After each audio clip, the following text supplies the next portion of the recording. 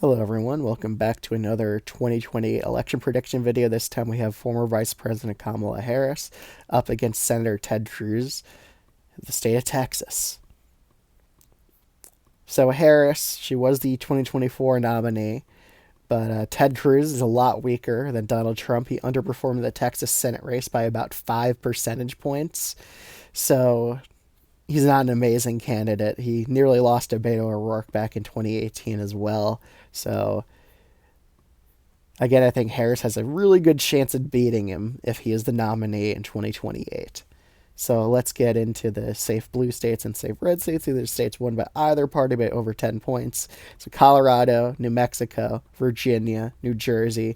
I think we're going to see Latinos swing back towards the Democratic Party. Ted Cruz also didn't do amazing with Latinos in his Senate runs. So again, he's probably going to underperform among them.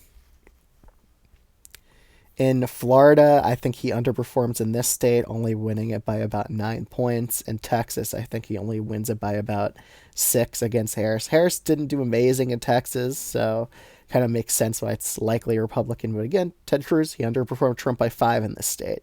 So it's probably going to be a likely Republican state in 2020 if he is the nominee.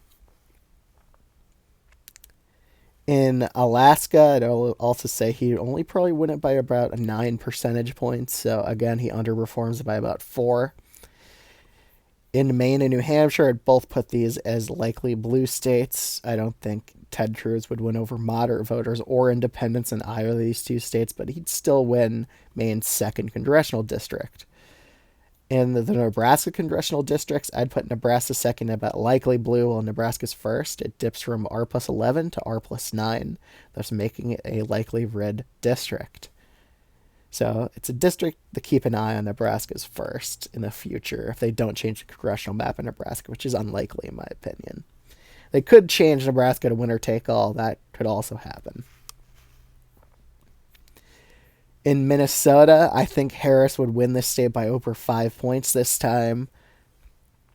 So, again, Ted Cruz won't do well with populist voters or low propensity voters, which is why he's going to underperform in these Rust Belt states. He'll also underperform in Ohio and Iowa.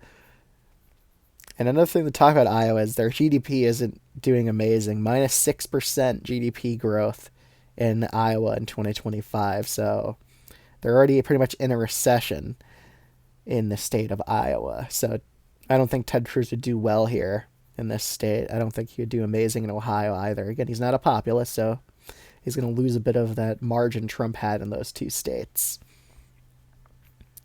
In the state of Georgia, I think Harris would do well with black voters, and I think she would win independents this time instead of losing them like she did in 2024. Ted Cruz is fiscally conservative and socially conservative, so again, he's not really going to win over those independent voters. He's pretty substantially on the right of a lot of issues. He's to the right of Donald Trump, so he'll underperform in Georgia. I also think he would lose in the state of North Carolina by a tilt blue margin. In Nevada, I'd put this as a lean blue flip. I don't think he'll do with Latino voters, and I think he would lose independents. Arizona was Harris's worst state in 2024, so I see it still being decently competitive in the state of Arizona, but I do have Harris narrowly beating Ted Cruz in the state by a tilt blue margin. In Wisconsin, Pennsylvania, Wisconsin was her best state in 2024, so I think this would be a lean blue flip. Plus, populist voters aren't going to come out for Ted Cruz at all. Let's be honest here. I don't think he'll win them over. Same with Michigan. I would put this as a lean blue flip. While Pennsylvania I would also put as a lean blue flip. I just don't think Ted Cruz is a good candidate for winning over those low propensity and populist voters. He isn't really populist at all. He's to the right of Trump on a lot of issues. So I kind of see this being the map in 2020 if Ted Cruz is the nominee. Plus, Trump's approval rating's at minus 12. So when a party has a president, an incumbent president, it's minus in double digits, their approval rating, then it's very unlikely that they win the presidential election in the next cycle. So that's how I see this map playing out. Harris gets redemption from 2024 and beating Ted Cruz for the presidency in 2028. If you enjoyed this video, you should definitely consider subscribing. I'd appreciate it a lot.